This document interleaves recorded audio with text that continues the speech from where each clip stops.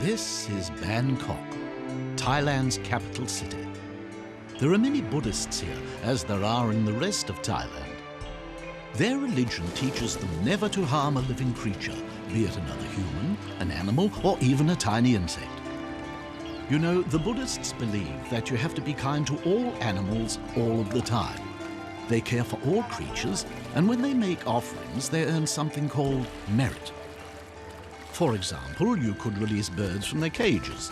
That's if they can survive on their own in the wild. And eels, fish, and turtles too. And if you are really nice to animals, who's to say that one day they won't come back and visit you? And that's just one reason why so many people around the world treat animals with respect and kindness and love. Now, Lop Buri is a town 150 kilometers north of Bangkok. It's a fascinating city and historically important too. Some of the ruins here are over 1,300 years old, and today they are the homes for hundreds and hundreds of monkeys, and the locals call them the silly monkeys of Lop Buri. Oh yes, I remember now. Lop Buri is where my cousins live. Thousands and thousands of them. The area was known to be populated back in the 6th century, and then the Khmers came in and built lots of monuments and shrines. This was terrific for the monkeys because they knew they would always get a feed at the shrines. I mean, why go into the jungle looking for breakfast when nice people at the shrines were prepared to serve it up to you?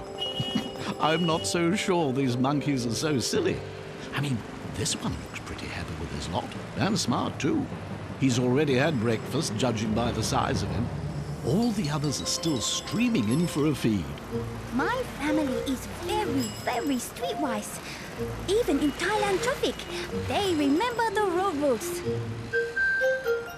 Look both ways, they say. And keep your mind on what you're doing. Oh, whoops. I better go. Now, the monkeys here seem to cross the busiest city's streets in a couple of ways. The young ones are more inclined to bolt. But if you watch closely, you'll see that this little monkey looks both ways. Not so silly. And then he bolts. It's easy to see why the monkeys love it here. Some of them head for this temple where they know they will get something to eat, and they get to play on the curtains too.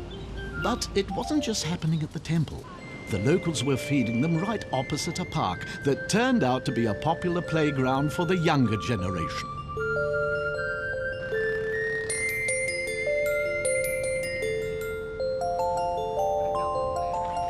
Hi there!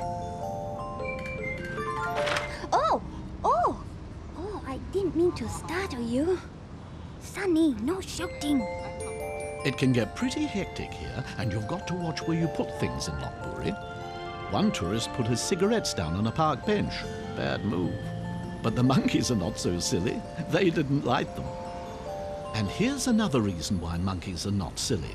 They don't just hang around the rail line for nothing. When the fruit picking season is on, they've been known to jump on a train, sit on the roof until they get to the orchards, jump off and have a feed, then catch a passing train and head home again. Now that's not silly.